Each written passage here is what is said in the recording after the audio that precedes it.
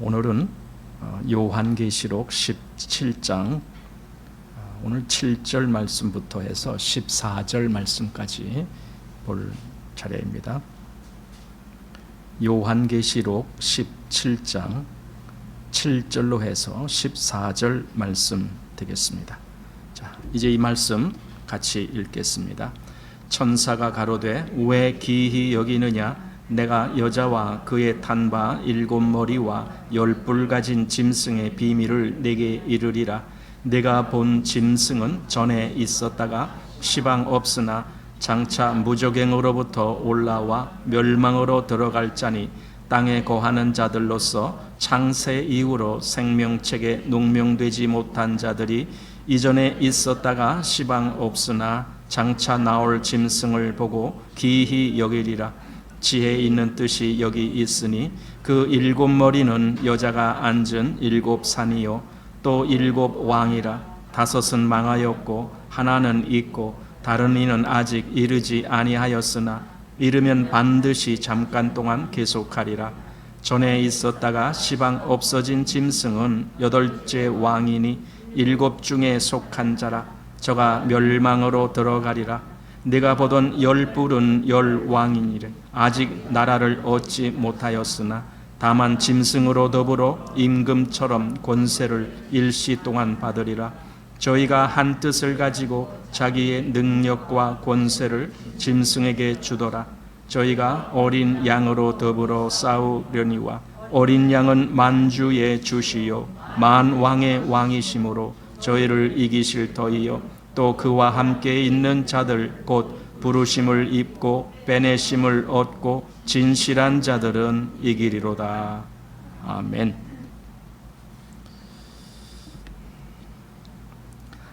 요한계시록 17장, 18장 그리고 19장 10절까지인데 이 말씀은 사실 16장에 있는 말씀에 대한 부연 설명입니다. 더 상세한 설명을 해주기 위해서 17, 18 이렇게 장이 나온 겁니다. 앞에 16장의 말씀도 있지만 사실은 이 선포, 이 결론은 이미 앞에서 우리가 보았어요. 뭐냐면은 바벨론에 대한 하나님의 심판은 이미 선포되었거든요. 우리가 이제 14장 여기서 보면은 14장 8절 말씀에 이렇게 되어 있습니다. 또 다른 천사고 둘째가 그 뒤를 따라 말하되 무너졌도다 무너졌도다 큰 성 바벨론이요 모든 나라를 그 음행으로 인하여 진노의 포도주를 먹이던 자로다 하더라. 이미 무너졌다는 것을 선포했습니다. 사실 지금 우리가 보는 17장 18장 그리고 19장 10절까지도 이 내용입니다. 이 무너진 내용.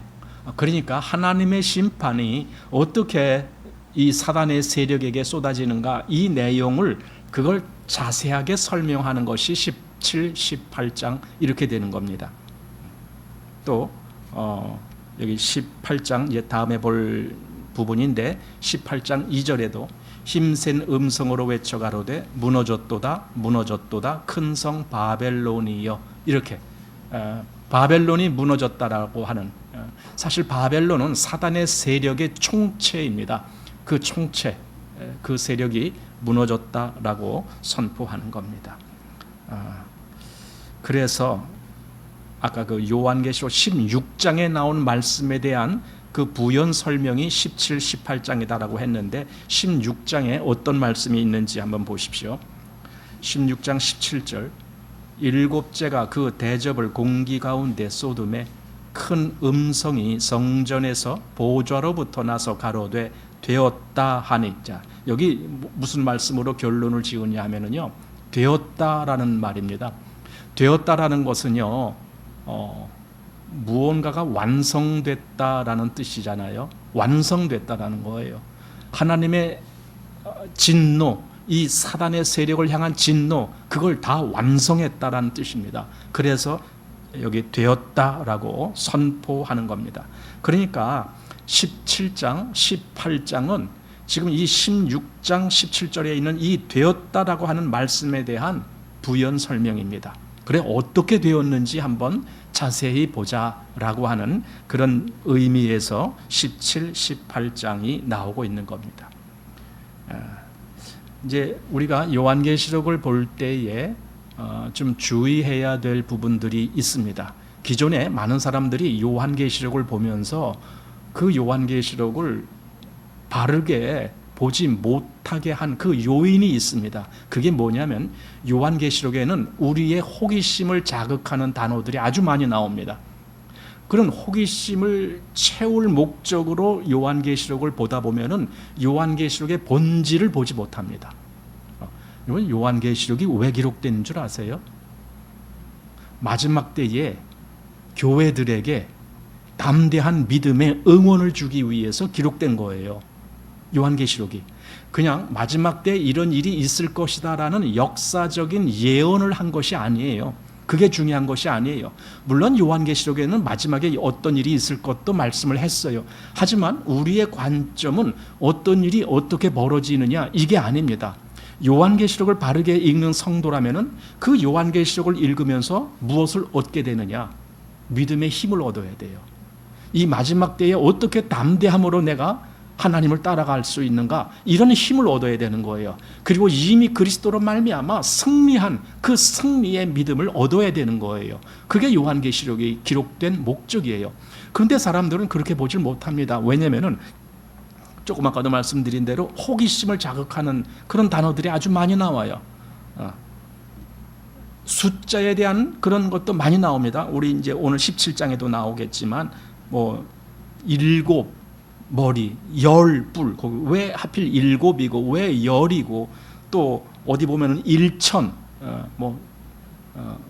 또 어디 보면은 그 뭐 42달, 또 1260일 뭐 이런, 또 여러분이 또 호기심 갖는 666 뭐 이런 거, 이런 단어들이 있는데 그게 뭘까? 아 그래 666이 뭘까? 그게 바코드일까? 아니면은 뭐 베리칩일까? 뭐 이런 데 마음이 쏠리는 거예요. 제가 솔직히 생각하는 게 그런 거 몰라도 상관없어요. 그게 666이 뭘까? 몰라도 상관없어요. 그러나 알려면은 바로 알아야 돼요. 그 666이라는 것은요, 사단이 이 세상을 지배하기 위한 수단이에요. 그걸 알면 되는 거예요. 그게 뭐냐? 그거 몰라도 상관없어요. 사단은 그 666이라는, 물론 그것은 사단의 수지만은 그 666이라는 그 어떤 것을 가지고 사람들로 하여금 거기에 갇히게 만드는 거예요.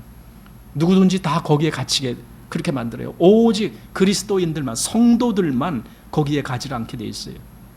그러니까 그게 뭐냐라는 걸 안다라고 해서 그걸 정확히 알지도 못하면서 그냥 분석해서 안다라고 해서 그가 사단한테 넘어가지 아니하는 것도 아니고, 또 그리스도인이 666이 구체적으로 뭔지 모른다라고 해서 사단에게 끌려가는 것도 아니고, 그러니까 그것을 아느냐 모르느냐는 그렇게 중요한 것이 아니라 더 알아야 될 것이 있는데, 이 말씀이 나에게 지금 뭘 의미하고 있는가, 나에게 뭘 보여주고 있는가, 내 마음에 어떤 것을 지금 말씀하고 있는가 했을 때 분명한 것은 네 믿음을 잃지 말아라, 그거예요. 요한계시록 끝까지 네 믿음을 흔들리게 하지 말아라, 그거예요. 그 마음을 내가 갖게 되는가. 그러니까 요한계시록을 읽으면서 요한계시록의 기록의 목적을 내가 받아들이고 있는가, 이제 이런 것들이 더 중요하겠다라고 지금 말씀드리는 겁니다. 그래서 여기에 나오는 어떤 단어 하나에 그걸 해석하려고 하면은요, 본인도 올무에 걸릴 수 있고 다른 사람에게도 그렇게 할 수도 있고 그래요. 왜냐하면 지금도 안 풀리는 단어들이 많이 있거든요, 요한계시록에. 이제 오늘 볼 말씀 속에서도 오늘 볼 말씀 17장의 이 부분이 사실은 이 요한계시록 전체 중에서도 아주 가장 난해한 말씀 중에 하나다, 지금 그래요. 그래서 제가 이제 요한계시록에 대한 여러 책들을 읽어보는데 해석들이 다 달라요. 본인들도 이렇게 해석하면서 꼭 이것이 옳다라고 주장하는 것은 아니다. 하지만 우리가 이렇게 생각을 해보자, 이제 이런 식으로 말씀을 하지, 이것은 이거다 하고 이렇게 단정지어서 설명을 안 해요. 그만큼 이 부분이 그렇게 쉽지 않은 부분이다라는 걸 미리 알고, 그러면은 다른 사람들은 해석 못했어도 우리는 이걸 해석하면 돼. 저는 차라리 그것을 이렇게 보게 돼요. 누군가가 와서 그거는 이 말씀이야 하고 단정적으로 그런 것을 그렇게 쉽게 설명한다면 그 사람이 진짜 이상한 사람이다라고 생각돼요. 어려운 것은 똑같이 어렵게 느낄 수 있어야 그게 정상이에요. 남들이 어려워하는데 본인만 나는 이거 딱 쉽게 풀 수 있어 뭐 이런다라고 하는 사람은 그게 더 이상한 거예요. 그러니까 요한계시록을 대개 이단들은 막힘없이 다 해석을 하거든요. 이단들이 엉터리로 해석하면서도 하여튼 자기들은 다 해석한다는 거예요. 그렇지만 우리는 그들을 신뢰하지 않습니다. 그들이 아무리 해석을 잘한다 할지라도 우리가 보는 관점에서는 그들의 해석은 다 엉터리니까. 자, 우리 이제 17장을 보았는데 17장이 무슨 말씀을 하는 내용입니까? 여기 1절 말씀을 보면은 이렇게 시작됩니다. 또 7 대접을 가진 7 천사 중 하나가 와서 내게 말하여 가로되 이리 오라. 많은 물 위에 앉은 큰 음녀에 받을 심판을 내게 보이리라. 이것이 17장의 시작이란 말이에요. 그러니까 17장은 여기 그 많은 물 위에 앉은 음녀가 어떤 심판을 받게 되는지 내가 그걸 너에게 보여주겠다라고 천사가 지금 사도 요한에게 그렇게 지금 말했다는 거예요. 그러면은 그 뒤에 무슨 내용이 나오는 거예요? 이 음녀가 심판받는 내용이 나와야 되는 거예요. 그런데 우리 지난주에 살펴본 6절까지 우리 지난주에 봤거든요. 근데 6절까지 봤는데 음녀가 심판받는 내용이 안 나와요. 오히려 반대 내용이 나와요. 그게 뭐냐면 이 음녀는 승승장구하고 반대로 성도들은 핍박을 받고 여기 보면은 피에 취한지라 이런 말이 나오잖아요. 그러니까 성도들은 피를 흘리는 거예요. 그런 내용이 나와요. 아니 1절에는 분명히 음녀가 심판받는 것을 보여주겠다라고 말씀했는데 왜 이렇게 해서 오히려 성도들이 고난을 당하고 여기 음녀는 오히려 더 힘을 얻는 것 같은 왜 그런 모습이 보입니까? 그러니까 사도 요한이 그런 걸 보고 굉장히 놀란 거예요. 이거 이상하다. 뭐가 잘못된 거 아닌가? 내가 잘못 본 거 아닌가? 일종의 그런 의미의 말씀을 했겠죠.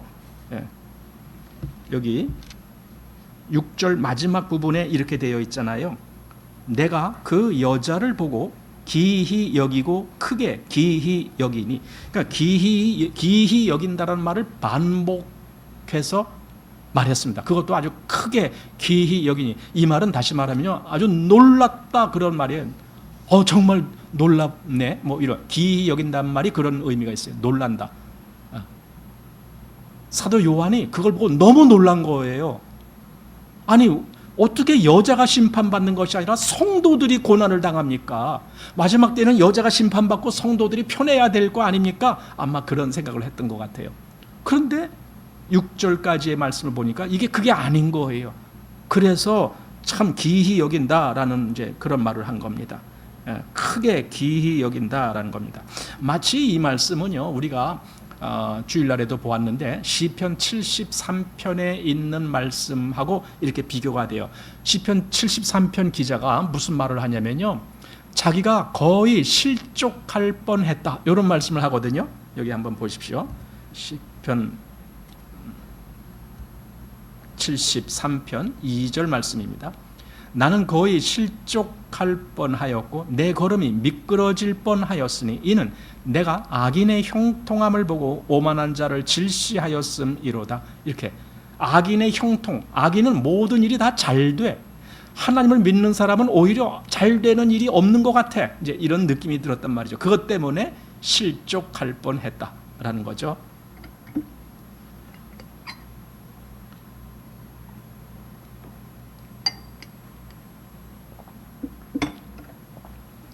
실족이라는 개념이 뭐냐면은 자기 믿는 그 믿음의 가치관이 흔들린다 그 뜻이에요.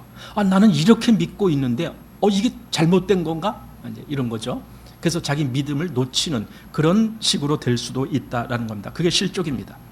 그런데 이 시편 기자는 그 뒤에 73편 뒤에 가보면은 그걸 깨달아요. 그러니까 실족하지는 않고 이런 원리가 거기에 있었구나 하고 깨닫는 대목이 나옵니다. 자, 16절 보면은 내가 어찌면 이를 알까 하여 생각한즉 내게 심히 곤란하더니, 그러니까 여기까지는 뭔가 마음에서 편하게 해석이 안 된 거예요. 그런데 17절 보니까 하나님의 성소에 들어갈 때에야 저희 결국을 내가 깨달았나이다, 이렇게 말하는 거예요. 그럼 하나님의 성소에 들어갈 때 그 결국을 어떻게 깨달았는지 이 뒤에 보면 그게 또 나와요. 자, 26절 보십시오.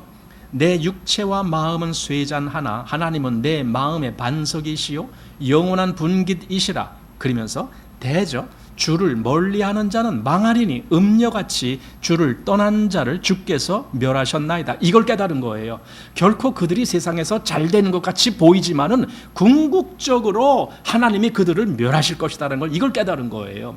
그러면은 조금 아까 본 요한계시록 17장이 바로 그 똑같은 모양이에요. 사도 요한이 기이히 여겼다, 심히 기이히 여겼다, 놀랐다, 그 말이에요. 한마디로 실족할 뻔했다, 그 말이에요. 그러나 이제 그 다음 이제 오늘부터 보는 7절 말씀을 보면서 사도 요한이 염려가 그게 필요 없는 불필요한 염려를 했구나, 이제 이런 것들을 이제 보게 됩니다. 그래서 여기 73편과 비슷한 그런 구조로 17장을 보게 된 겁니다. 자, 7절 말씀 보십시오. 천사가 가로되 왜 기이히 여기느냐, 그냥 되묻는 거예요. 사도 요한이 기이히 여겼다라고 되어 있잖아요. 그러니까 천사가 사도 요한 보고 아니 너는 왜 그걸 기이히 여기느냐. 그러니까 그 앞에 음녀가, 즉 여자가 성도들의 피에 취했다, 즉 성도들을 많이 핍박을 해서 피를 흘리게 했다, 그런 말이잖아요. 그냥 그걸 보고 기이히 여겼는데 아니 그걸 왜 기이히 여기느냐, 그 기이히 여길 필요 하나도 없어. 여러분, 우리 성도들이 가끔 세상에서 핍박 당하는 것처럼 어려움을 겪을 때 기이히 여기지 마십시오. 우리는 시편 아까 73편도 그러고 지금 이 요한계시록 17장도 그러고 하나님의 결론을 바라보고 있어야 되는 거예요. 하나님이 어떻게 하실 것인지 이미 다 알고 있어야 되는 거예요. 왜냐하면 하나님이 다 말씀하셨으니까. 궁극적인 결론은 이거야. 그리고 내가 그것을 진짜 믿고 있다라면 그 과정에 어떤 일이 벌어진다 한들 내 믿음이 흔들리면 안 되는 거예요. 근데 성도들은 가끔 자기한테 뭔가 좀 어려운 일, 힘든 일이 닥치면 막 흔들리려고 그러는 거예요. 이런 사람들은 이 결론을 보지 못하고 결론을 믿지 못하기 때문에 그런 거예요. 내가 하나님을 믿고 하나님이 반드시 그렇게 하실 것이다, 이걸 믿고 있다라면 전혀 흔들릴 이유가 없어요. 아까 요 앞에서 아까 73편 27절 다시 한번 보십시오. 대저 주를 멀리하는 자는 망하리니, 이게 결론이잖아요. 그런데 그 앞에 26절 보래서 내 육체와 마음은 쇠잔하나, 바로 이거예요. 내 육체와 마음은 쇠잔해요. 그냥 잘 되고 힘이 넘치고 그게 아니라 뭔가 아주 힘들어요. 그렇지만 뭐래요? 그 다음에 하나님은 내 마음의 반석이시요 영원한 분깃이시라, 이걸 고백할 수 있는 거예요.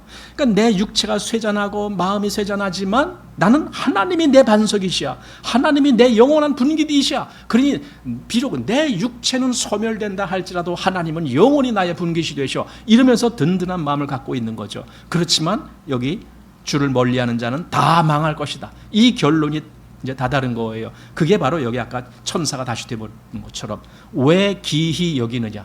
사도 요한아, 네가 이 결국을 알았다라면 너가 기이히 여길 필요가 없어. 그걸 믿어. 그 결국을 믿으라고.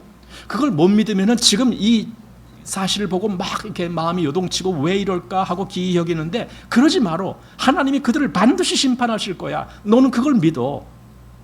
그러면은 네 마음이 흔들릴 이유가 하나도 없어. 지금 그 말씀을 하는 것처럼 보이잖아요. 왜 기이히 여기느냐. 자, 그러면서 내가 여자와 그의 탄바 7머리와 10뿔 가진 짐승의 비밀을 네게 이르리라. 자, 이렇게 이제 말을 합니다. 여기서 이제 왜 기이히 여기느냐 하고 여자와 그 다음에 짐승, 이걸 비밀이라고 얘기를 했어요. 그러니까 여자, 그 다음에 그의 탄바 7머리와 10뿔을 가진 짐승. 그러니까 결론은 이겁니다. 핵심은 여자 그리고 짐승. 그 여자가 그 짐승을 타고 있어요. 한마디로 그 짐승의 힘을 빌려서 여자가 지금 행세를 하고 있다, 그 말이거든요. 그러니까 이 여자와 이 짐승의 비밀이 있어. 근데 이 비밀이란 단어가 우리 영어에서도 비밀이란 단어를 두 가지로 표현하거든요. 하나는 시크릿이라고 하는 겁니다. 이건 끝까지 비밀이야. 끝까지 숨기고 싶은 거, 이걸 시크릿이라고 말합니다. 그런데 여기서는 시크릿이라고 말하지 않고 미스터리 이렇게 얘기를 했습니다. 이것은 뭔가 신비로운, 금방 알 수는 없지만 결국은 알게 되는 이제 그런 내용들이에요. 이게 이제 여기서 비밀이다라고 한 말의 그 뜻입니다. 자, 여기 음녀와 또 음녀가 탄 7머리와 10뿔 가진 짐승. 그러니까 음녀가 짐승을 탔는데 그 짐승은 머리가 7이고 뿔이 10이다. 지금 그런 말입니다. 그런데요, 이렇게 머리가 7이고 뿔이 10인 짐승을 사실 우리가 이미 봤어요. 앞에서 13장 1절 말씀을 보면은 내가 보니 바다에서 한 짐승이 나오는데 뿔이 10이요 머리가 7이라 그 뿔에는 10면류관이 있고 그 머리들에는 참남된 이름들이 있더라. 이 짐승이 바로 지금 17장에 나오는 그 짐승이에요. 똑같잖아요. 뿔이 10이고 머리가 7. 그러니까 머리가 먼저 나왔어요. 여기 요한계시록 17장에는 머리가 7이고 뿔이 10이다. 그런데 여기 13장에는 뿔이 먼저 나오고 머리가 7. 그냥 호칭만 차례 순서만 바뀌었을 뿐이고 실상은 똑같은 내용입니다. 그러니까 그 여자, 즉 음녀가 탄 짐승은 이 13장에 나온 이 짐승을 탄 거예요. 그런데 13장에 이 짐승이 누구라 그랬어요 그때? 이게 적그리스도예요. 그러니까 12장 마지막 부분에 보면은 용이 뭔가 싸움을 위해서 뭡니까 그 바다 모래 사이에 서 있다 이렇게 얘기하잖아요. 그리고는 불러내는 거예요. 자기와 함께 응원팀을 불러내는 거예요. 자기와 함께 싸워줄 그 응원팀 불러내는데 그게 누구냐? 여기서 말한 첫 번째가 짐승, 그리고 두 번째가 땅에서 올라오는 또 다른 짐승, 우리는 그것을 보고 거짓 선지자라고 부르는 거예요. 그러니까 그들을 다 불러내갖고 한 팀이 되는 거예요. 용, 그 다음에 짐승인 이 적그리스도, 그 다음에 또 다른 짐승인 거짓 선지자, 그러니까 사단도 그렇게 삼위일체가 돼서, 왜냐하면 나중에 보면은요, 뒤에 가 보면요, 그 그러니까 용의 입, 그 다음에 짐승의 입, 그리고 거짓 선지자의 입에서 뭐가 나와요? 개구리 같은 더러운 영이 나온다 그랬잖아요. 그러니까 이들도 마치 하나님이 삼위일체로서 역사하시듯이 이들도 지금 사단도 삼위일체로 그렇게 역사하겠다는 거예요. 그래서 어린 양과 싸우기 위해서 준비하는 거예요. 그땐 등장한 짐승, 그 짐승이 지금 17장에 다시 상세히 설명하는 거예요. 그 내용을 여기서 음녀라는 그 어떤 여인이 그 짐승을 타고 있다. 한마디로 그 짐승의 힘을 빌어서 여기서 무슨 권세를 행세하고 있다. 지금 그 얘기예요. 그게 바로 이 세상입니다. 그래서 이 세상이 돌아가는 것은요, 사단의 힘을 빌어서 돌아가고 있는 거예요. 그래서 이 세상 임금을 사단이라고 말하는 거예요. 이걸 알면요 끔찍해. 우리가 주일날 오후 2부 시간에 우리가 요즘 이제 시작했잖아요. 뭐라고요? 세상을 사랑하지 말라. 왜? 세상이 그 배후가 있다. 세상에 있는 모든 것에 배후가 있다. 그 배후가 누구라고요? 사단이다. 그게. 예. 그래서 세상을 사랑하지 말라. 이렇게 했는데 지금 여기 요한계시록에 그게 다 나오고 있습니다. 그래서 여기 13장 1절에는 바로 그 짐승에 대해서 나오고 있습니다. 그런데 이 짐승이 여기서 뿔이 10이요 머리가 7이라 그랬는데 이 짐승도 이렇게 말하는 것이 그냥 보니까 모양이 그렇게 생겼다 이게 아니라 이게 누굴 닮은 거예요. 뿔이 10이요 머리가 7. 누굴 닮은 걸까요? 용을 닮은 거예요. 용에 대해서 한번 봅시다. 자, 12장 3절. 하늘에 또 다른 이적이 보이니 보라, 한 큰 붉은 용이 있어 머리가 7이요 뿔이 10이라 나왔잖아요. 똑같이 아까 그 짐승도 머리가 7이고 뿔이 10. 용도 머리가 7이고 뿔이 10. 아까 17장에 나온 그 짐승하고 똑같은 짐승이에요. 그러니까 한마디로 그 짐승이 용을 그대로 닮았다 그 뜻이에요. 그대로 닮았어요. 다를 수가 없죠.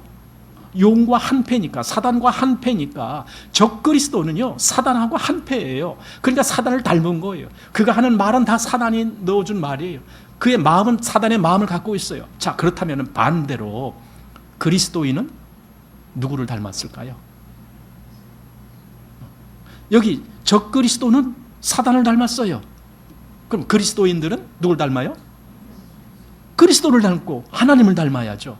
그러니까 창세기에서 하나님이 첫사람을 창조하실 때에 우리의 형상과 우리의 모양을 따라 사람을 만들자 했을 때에 하나님을 닮은 형상의 사람이 만들어지는 거예요. 물론 외형이 그렇다는 게 아닙니다. 그 속에 뭔가 형상적인 어떤 모양적인 그 어떤 닮은 꼴이 있음을 의미하는 겁니다. 그런데 그걸 다 상실해 버리잖아요. 그런데 여러분, 예수 그리스도로 말미암아 다시 구원의 역사가 일어나는 것이 뭡니까?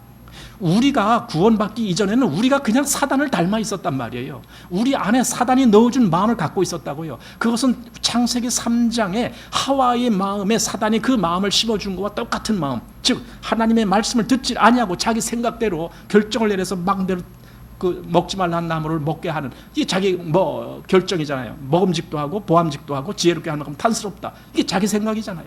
자기 생각대로 그렇게 막 하잖아요. 이건 사단이 넣어준 마음이거든요. 사단이 바로 그랬다고요. 사단도 하나님께 복종하기를 거부하고 자기 마음대로 행동을 했단 말이에요. 이게 사단이거든. 그러니까 우리가 구원받기 전에는 사단을 닮은 존재였어요. 그런데 우리가 이제 나 구원받았어요 이렇게 말하거든요. 나 구원받았어요. 예수님의 그 보혈로 말미암아 나 죄사함 받고 구원받았어요. 이런 말 잘해요. 그래서 구원받아서 결과가 뭔데? 이제 다시 하나님을 닮은 사람이 됐습니다. 이거예요. 그래서 하나님과 하나가 되는 거예요. 닮아야 동질성이 있어야 하나가 되는 거예요. 내가 사단을 닮은 그 마음 그대로 난 하나님과 하나가 됩니다. 그렇게는 안 되는 거예요. 왜냐하면 에덴 동산에서 아담과 하와가 하나님의 말씀을 저버리고 사단의 말을 받아서 사단과 같이 됐을 때에, 즉 사단을 닮은 모양이 됐을 때에 하나님은 에덴에서 쫓아내는 거예요. 그래서 모든 사람은 하나님으로부터 쫓겨난 상태로 있는 겁니다. 그게 바로 사망이고, 그런데 하나님이 우리를 다시 구원하시는 것은 이제 하나님과 하나가 되게 하기 위해서. 그러니 우리 속에 하나님은 새 마음을 넣어주셔야 돼요. 새 영을 넣어주셔야 돼요. 그러니까 내 신을 그들에게 넣어주겠다 이렇게 말씀하시잖아요. 그래서 우리 속부터 하나님을 닮은 어떤 것으로 새롭게 바뀌어야 되는 거예요. 이게 거듭나는 것이고 이게 새롭게 되는 것이고 이게 구원이에요. 구원문은 하나님을 닮은 존재가 되는 거예요. 자, 그래서 이 짐승은 결국은 용, 즉 사단을 닮은 그런 존재가 짐승이었다. 그런데 그 짐승을 지금 여자가 타고 있는 거예요. 그 권세를 누리고 있는 거예요. 결국은 사단이나 적그리스도나 그리고 이 여자나 동질성이 있어요. 셋이 다 같은 거예요. 다 같아요. 그 본질적으로 같은 존재다 이거예요. 성도가 하나님과 같은 본질을 누리고 있는 것처럼. 그래서 제가 주일날에도 그 말씀 드린 것 같은데, 우리는 성도들은 뭡니까? 하나님이 기뻐하는 걸 나도 기뻐하게 되고, 하나님이 싫어하는 걸 나도 싫어하게 되고, 하나님이 어떠하느냐에 따라서 나도 똑같이 움직이는 거예요. 이게 성도예요. 왜냐하면 하나님의 마음을 품게 되니까, 그리스도의 마음을 품게 되니까. 우리 빌립보서 2장에 뭐라고 합니까? 너희 안에 이 마음을 품으라 곧 그리스도 예수의 마음이니. 그러니까 예수님의 마음이 내 마음으로 와요. 내 마음이 그렇게 변해가요. 이게 구원받은 사람이거든요. 그러니까 예수님과 똑같다라고 100% 똑같다 그렇게까지 장담을 못하겠지만 계속 주님을 닮아가는 마음이 되는 거예요.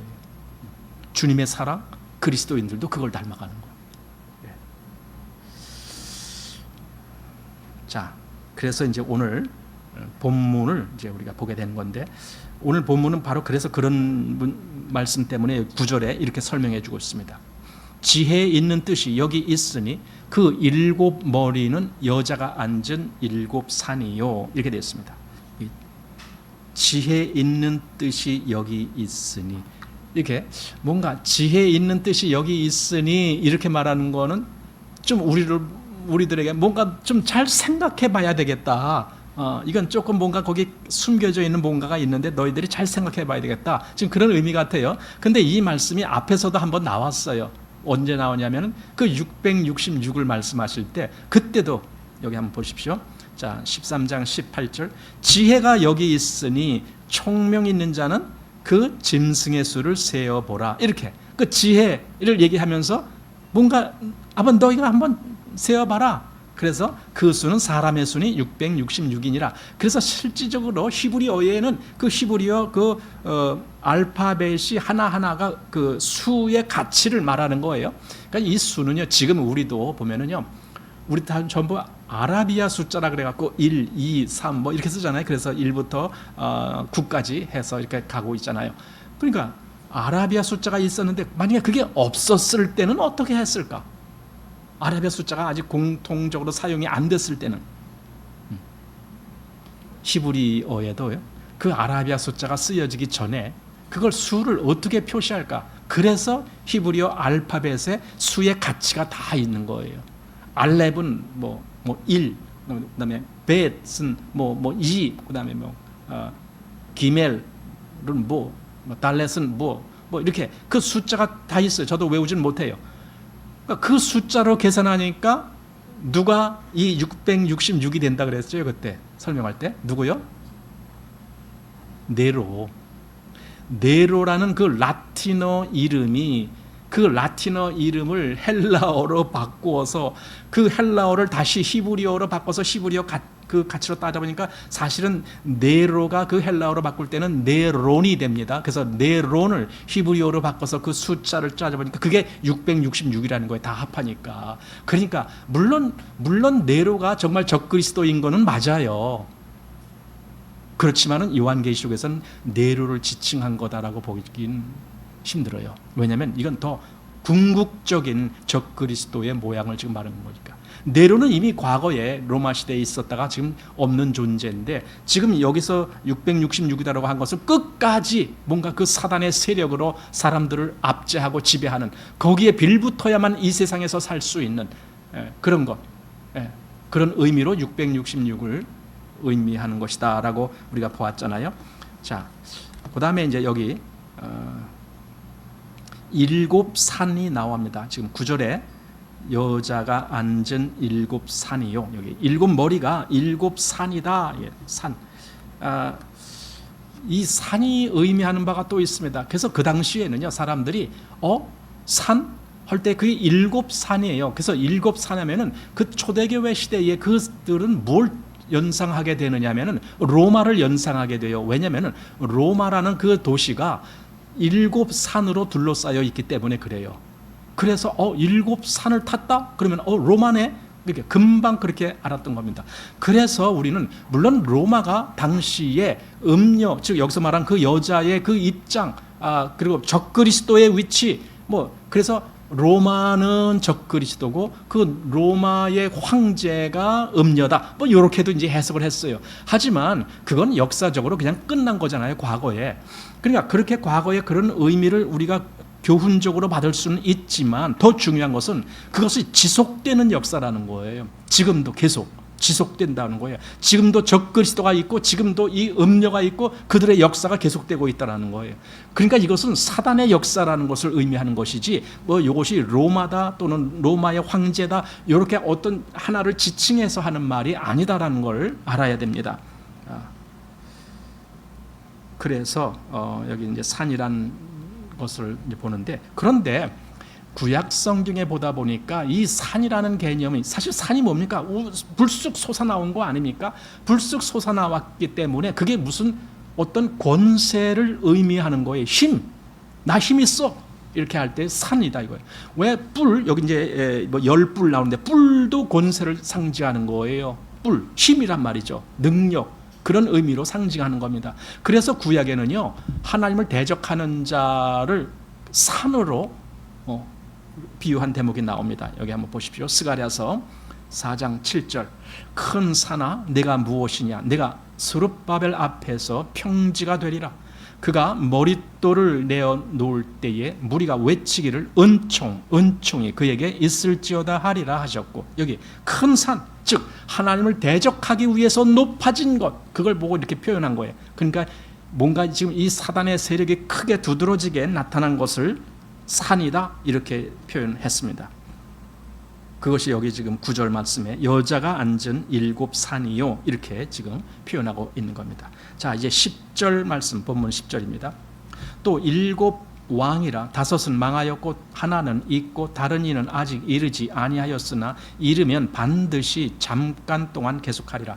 여기 이제 일곱 왕, 그러니까 이게 지금 이름이 굉장히 좀 복잡합니다. 여자가 앉은 그 짐승이 어떻게 불려지느냐. 아까 9절에서는 그게 일곱 산이야. 그리고 지금 10절에서는 그게 일곱 왕이야. 그리고 그 중에 다섯은 망하였고 하나는 있고 하나는 아직 오지 않았다. 그러나 오게 되면은 잠깐 동안 계속할 것이다. 지금 이렇게 나는 거거든요. 이걸 역사적으로 그때 누가 왔고 자꾸 이렇게 해석을 하다 보면은요 헷갈려요. 사실 이 부분에서 많은 사람들이 여러 가지 해석을 하는데, 로마의 황제들을 쫙 나열해 놓고 이거 앞에 다섯은 이렇게 됐고, 그 다음에 지금 사도 요한이 이거 기록할 때 그때 황제가 지금 하나 있는 거고, 그 다음에 또 기독교인들을, 성도들을 핍박한 황제가 그 다음에 또 오게 되고, 이제 이렇게 황제들이 계속 연속 나온다. 지금 그렇게 해석을 합니다. 어떤 사람들은. 그런데 사실 그렇게만 보면은요, 로마는 끝났잖아요. 로마 황제들도 다 끝났잖아요. 근데 이 계시록이 그럼 그때 로마 시대 그것에 국한해서 말씀하시는 건가요? 이 요한계시록은요, 이 세상의 완전 마지막을 얘기하고 있잖아요. 그러니까 로마로만 끝난다라면요, 이게 맞지가 않는 거예요. 그럼 이걸 어떻게 해석을 할 거냐라는 거예요. 여기 일곱 머리, 일곱 산, 또 일곱 왕. 물론 일곱이라는 수에 대해서 어떤 것에 대한 아주 완전한 수가 일곱이다라고 우리가 이미 앞에서 여러 차례 살펴봤습니다. 자, 하지만 여기서 이 일곱 머리, 일곱 산, 또 일곱 왕, 이건 도대체 누구를 말하는 걸까? 또는 어떤 세력을 말하는 걸까? 이건 쉽지가 않다는 겁니다. 그러나 분명한 것은 우리는 이렇게 알 수 있는, 그건 사단의 세력일 것이다. 이건 분명합니다. 사단의 세력일 것이다. 그래서 이 짐승은 분명히 하나님과 성도를 대적하는 사단의 세력일 것이다. 그래서 이 일곱 머리를 이제 이렇게 해석하기도 합니다. 여기 지금 10절에 뭐라고 그랬냐면, 일곱 왕에 대해서 다섯은 망했고, 그러니까 이미 그건 끝났어요. 다섯은. 그 다음에 하나는 있고, 그러니까 지금 현재 있는 거예요. 다른 이는 아직 이르지 않았다. 그건 이제 미래에 올 거고, 지금 이렇게 되어 있는 겁니다. 다섯은 끝났고 하나는 있고 하나는 아직 안 왔어. 지금 이 상태입니다. 이 상태를 역사 속에서 이스라엘을 대적한 역대 그 왕조들을 거기다 대입시켜 보면 또 묘하게 들어맞아요. 그게 뭐냐면, 역대 이스라엘을 괴롭히고 힘들게 했던 나라가 제일 먼저 애굽이란 나라가 있어요. 이스라엘이 거기서 400년 동안 있을 때, 처음에는 물론 요셉으로 인해서 이스라엘이 대접을 받았지만, 그 후에 요셉도 죽고 또 그 시대 사람들이 다 죽고, 그 다음에는 뭐가 있습니까? 이스라엘이 거기서 노예 생활을 하는 거예요. 그러니까 처음에 이스라엘을 핍박한 나라가 애굽, 그 당시 애굽이 세계에서 가장 큰 나라였으니까. 그 다음에 이스라엘을 핍박한 나라가 아수르라고 하는 나라예요. 아수르라고 하는 나라가 이스라엘이 남과 북, 즉 북이스라엘과 남유다로 나눠졌을 때에 이 북이스라엘을 멸망시킨 나라가 아수르예요. 그 다음에 이 아수르 왕조가 없어지고 그 다음에 나타난 왕조가 바벨론이라고 하는 왕조예요. 이 바벨론 때 또 그 나머지 유다 나라를 완전히 멸망시키는 그런 역사가 있는 거예요. 그리고 이 바벨론도 결국은 나중에 또 멸망하고, 그 바벨론의 뒤를 이은 나라가 메데 바사. 메데는 잠깐이고 바사가 그 뒤를 계속 이어서, 바사가 지금 페르시아예요. 그 나라가 또 한 축을 이룹니다. 그 다음에 이 바사가 멸망할 때에 또 어떤 나라가 하느냐, 우리가 보통 헬라라고도 말하는 그리스가 이제 그 모든 정권을 잡습니다. 그리고 그리스가 멸망한 후에, 그러니까 보세요. 애굽, 아수르, 바벨론, 그 다음에 메데바사. 메데바사는 그 둘이 하나예요. 메데바사, 그 다음에 그리스 해서 전부 몇 개 나라예요? 다섯. 근데 다섯이 뭐라고 그랬어요 아까? 다섯은 망하였고, 이미 다 지나갔잖아요. 사도 요한이 이것을 기록할 때를 기준으로 본다라면은 다섯은 이미 끝난 나라들이에요. 그런데 그 그리스 다음에 또 그 대를 이어서 생성된 나라가 어디예요? 로마라고요. 로마는 사도가 이것을 기록할 그 당시에 이스라엘을 실제로 지배하고 있었습니다. 그러니까 하나는 지금 있는 겁니다. 그리고 또 하나는 아직 오지 않았습니다. 또 하나는 오면은 이스라엘을 핍박하게 될 겁니다. 왜? 여기서 지금 계속 이스라엘을 핍박한 나라들을 지금 말한 거니까. 그래서 그 다음에 오는 왕조가 누구냐 했을 때에 그건 왕조라기보다는 나치라고도 그렇게 히틀러의 나치 이렇게도 표현합니다. 왜냐하면 그들이 정말 유대인들을 엄청 핍박을 했으니까.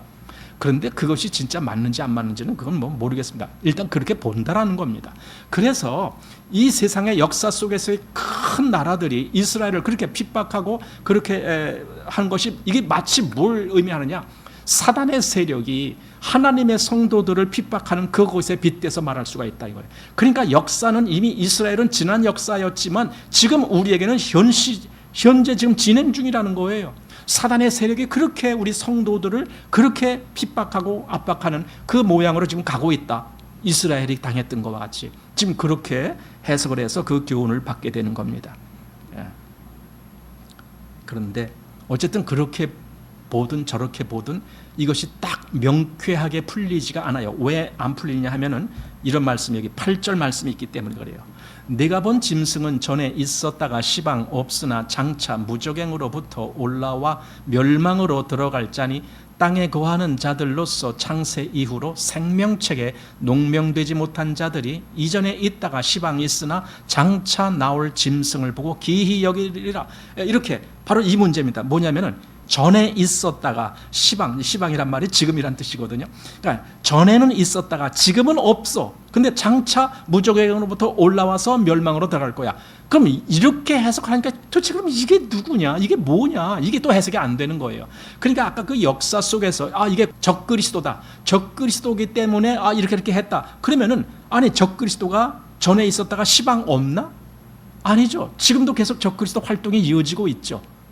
사도 요한이 이 요한계시록을 쓸 때도 사도도 요한 1서 보면은 적그리스도가 이미 나타났다 하면서 적그리스도가 있는 것을 말하고 있잖아요. 그러니까 시방 없다라는 말과 뭔가 이렇게 상충이 됩니다. 있는데 왜 여긴 없다 그랬을까? 그래서 이걸 그렇게 어떻게 해석하느냐, 그래서 이게 참 난해한 부분이다라고 말하는 겁니다. 이렇게 해석해야 돼요. 난해한 부분은 그냥 접어두세요. 전 여러분들에게 그렇게 말씀드리고 싶어요. 억지로 해석하려고 하지 마세요. 난해한 부분은 그냥 놔두고 내가 정말 보아야 될 것은 꼭 보아야 되는 거예요. 그 보아야 될 것이 뭡니까? 그 하반절에 나오는 겁니다. 창세 이후로 생명책에 농명되지 못한 자들이 이전에 있었다가 시방 없으나 장차 나올 짐승을 보고 기히 여긴다. 그러니까 기히 여긴다는 말은 아주 놀라워한다 그 말입니다. 이게 이 놀랍다라는 표현에는 마치 거기에 반한다 그런 의미도 포함한 놀라움입니다. 그러니까 중요한 것은 겁니다. 아니 생명책에 그 이름이 기록되지 아니한 사람들은 다 사단을 따라가는구나. 지금 이거예요. 이게 핵심이에요. 여기서 짐승이 누구냐, 전에 있다가 시방 없으나 장차 올 거고, 그게 자꾸 누굴까 어쩔까, 그게 로마 교황일까 어쩔까, 이런 거 그렇게 따지지 마세요. 그런 존재가 있다라고 말했으니까 있을 거야. 그렇지만 더 중요한 것은 그럼 내 이름은 생명책에 기록이 되어 있는가? 그 확신을 내가 가질 수가 있는가? 그 믿음이 있는가? 내 이름이 참으로 생명책에 기록됐다라고 하는 것을 나는 그걸 정말 믿을 수가 있는가? 그러면은 여기 짐승이 누구건 어쩌건 그거 아무런 신경도 안 쓰여요. 내가 생명책에 내 이름이 있으면 난 그걸로 끝이에요. 왜? 난 하나님께 가는 거니까. 그러나 생명책에 이름이 없는 사람은 여기 짐승을 따라가게 돼 있어요. 그게 가장 중요한 거죠. 예.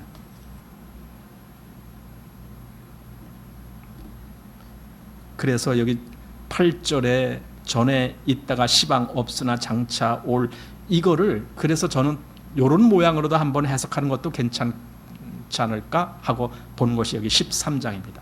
13장 3절 4절 보면은 그의 머리 하나가 상하여 죽게 된 것 같더니 그 죽게 되었던 상처가 나음에 온 땅이 이상히 여겨 짐승을 따르고 용이 짐승에게 권세를 주므로 용에게 경배하며 짐승에게 경배하여 가로되 누가 이 짐승과 같으뇨 누가 능히 이로 더불어 싸우려 하더라. 그러니까 여기 지금 뭔가 죽게 되었던 어떤 그런 사건이 있었겠죠.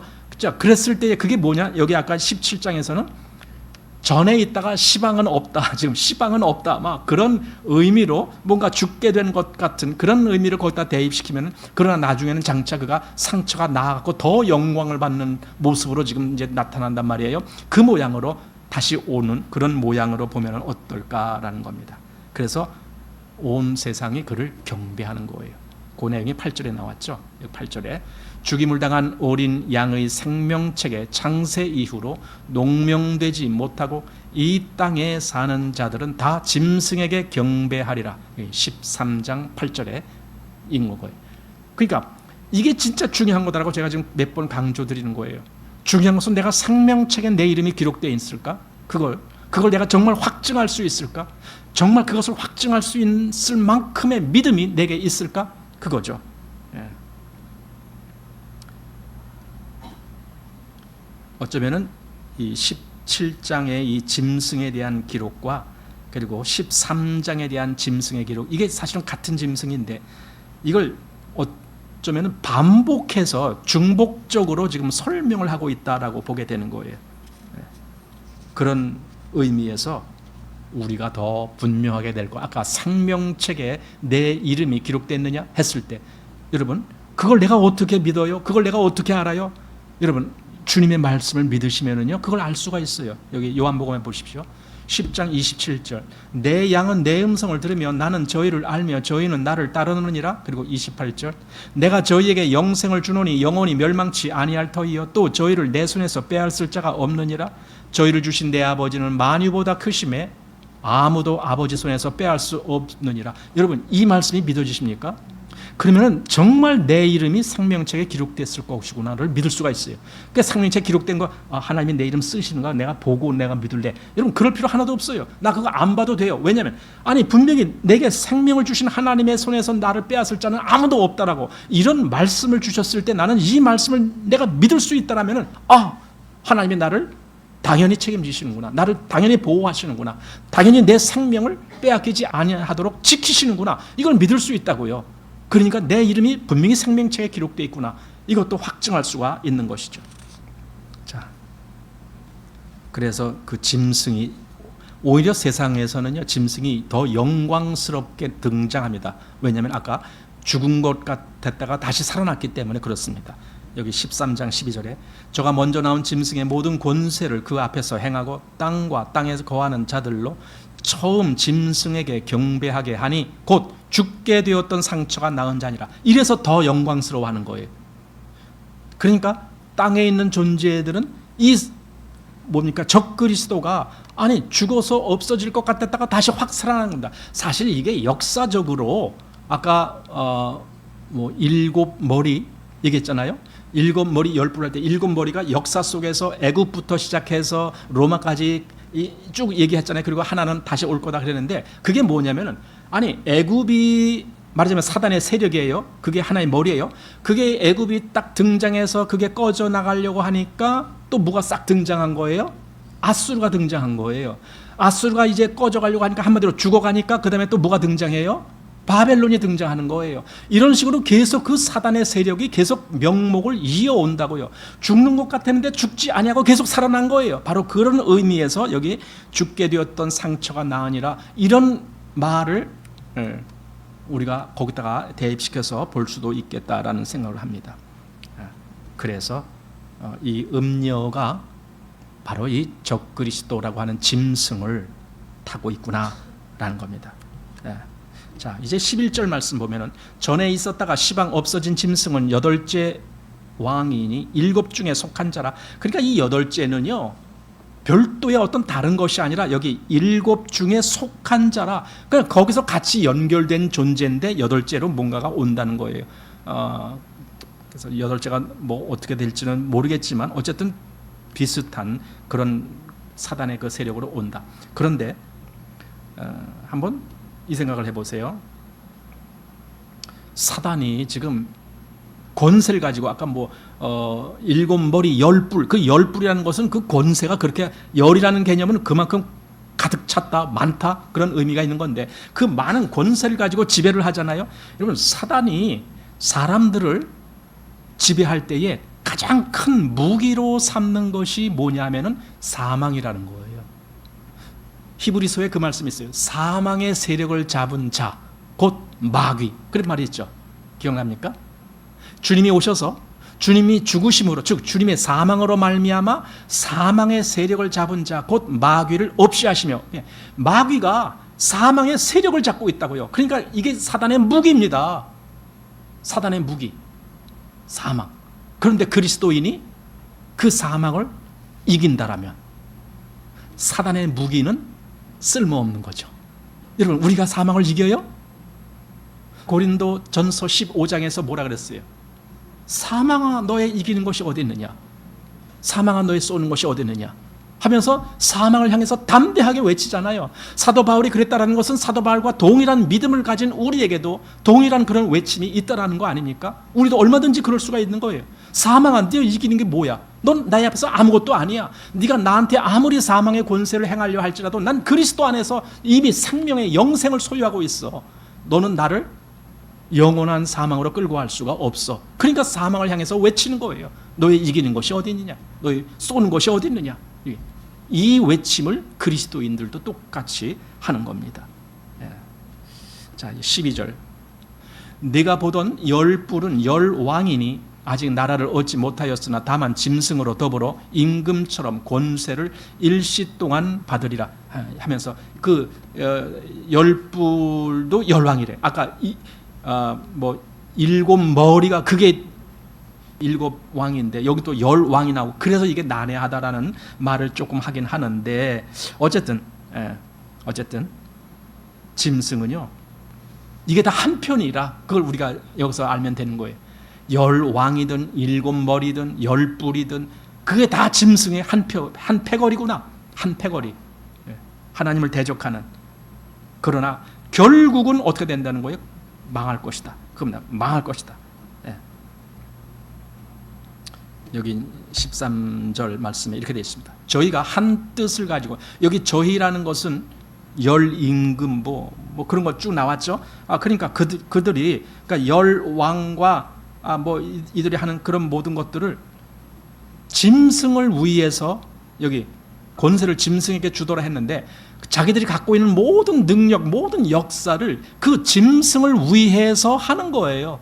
우리가 살아도 주를 위하여 죽어도 주를 위하여 하듯이 이 여자도 자기들은 살아도 짐승을 위해서 죽어도 짐승을 위해서 아마 그럴 거예요. 그러니까 완전히 짐승에게 충성, 즉 짐승에게 충성을 한다는 것은 사단에게 충성을 한다는 거예요. 그래서 그 권세를 짐승에게 주더라, 지금 이렇게 말합니다. 물론 나중에는 배반당하죠. 지들끼리 배반당합니다. 그런 일이 올 건데 오늘은 거기까지는 안 봅니다. 그래서 여기서 지금 우리가 유념해야 될 것은 이게 음녀, 또 짐승, 또 짐승의 일곱 머리, 또 열 뿔, 이런 그 하나하나의 낱말의 뜻, 그런 것보다는 결론적으로 이 짐승이나 음녀가 승리하는 것이 아니고 그들은 멸망한다. 그런데 하나님의 성도들은 영원한 승리를 한다. 이걸 아는 거예요. 그게 요한계시록이에요. 요한계시록을 기록한 목적 중에 하나가 바로 그거예요. 그걸 우리에게 깨우쳐 주기 위해서. 그러니까 이 어려운 시기에 이런 것을 분명히 모르면은요, 성도들이 두려워할지 몰라요. 그러나 두려워할 필요가 없어. 왜? 너희는 영원한 승리를 한 자들이니까. 우리는 그리스도 안에서 영원한 승리를 한 자들이다. 그걸 계속 마음에 일깨울 수가 있습니다. 왜냐하면 어린 양이 이기셨기 때문에. 어린 양이 이기셨다. 그게 바로 14절입니다. 자, 14절 이 말씀을 같이 읽겠습니다. 시작. 저희가 어린 양으로 더불어 싸우려니와 어린 양은 만주의 주시요 만왕의 왕이심으로 저희를 이기실 터이요 또 그와 함께 있는 자들 곧 부르심을 입고 빼내심을 얻고 진실한 자들은 이기리로다. 그러니까 보세요. 어린 양만 이기는 것이 아니라 어린 양과 함께 있는 자들도 이겨요. 근데 그 함께 있는 자들은 누굽니까? 당연히 성도들이겠죠. 근데 그들을 여기서 다른 말로 불러요. 뭐냐면은 부르심을 입고 빼내심을 얻고 그리고 진실한 자들, 이렇게 불러요. 이게 바로 성도들이에요. 그냥 성도들은 하나님께 부르심을 받았어, 내가 이걸 알아요. 또 하나님이 나를 빼냈다는 말은 나를 건져냈다, 그 말입니다. 나를 구원하셨어, 그것도 알아요. 그리고 그들은 정말 삶이 여기 진실하다, 하나님의 말씀에 맞게 그렇게 살아가는 사람들이에요. 이게 성도들이에요. 그러니까 그들이 여기 어린 양과 함께 있습니다. 그래서 그들도 이긴 거예요. 똑같이 지금 어린 양과 함께. 그러니까 사단이 그 큰 세력으로 어린 양을 싸우려고 어떻게 한다? 아무 소용없습니다. 어린 양이 이기시는 겁니다. 왜? 그가 뭐라고요? 만주의 주시고 만왕의 왕이시니까. 만약에 그가 그렇게 이기지 못하면 만주의 주가 아니시죠. 만왕의 왕도 아니시죠. 그러나 어린 양이 만주의 주고 만왕의 왕이십니다. 그래서 다 이기는 겁니다. 사단이 아무리 그 세력을 끌어모아서 여자고 짐승이고 거짓 선지자고 다 모아갖고 어린 양을 대적한다 할지라도 어린 양은 이기시는 분입니다. 그래서 만왕의 왕이 되신 분입니다. 그런데 거기에 같이 우리 성도들이, 그리스도인들이 어린 양과 함께 이기는 자의 그 반열에 쓰는 겁니다. 여러분, 그게 놀라운 거 아닙니까? 성경에서 666이 뭘까? 그거 하나 깨닫는 게 그게 중요한 것이 아니라 내가 어린 양과 함께 이기는 그 위치에 있구나 하면은 내 삶이 얼마나 달라지겠습니까? 내 삶이 얼마나 활기 있게 사라지겠습니까? 내가 비록 세상에서는 많은 곤란과 곤고를 당하고 핍박을 받는다 할지라도 그걸 전혀 두려워할 필요가 없어. 왜? 나는 어린 양과 함께 승리한 자니까. 이러한 담대한 믿음을 주시는 말씀이 그게 요한계시록입니다. 그래서 난 성도님들도 이 말씀으로 이 큰 힘을 얻으시길 바랍니다.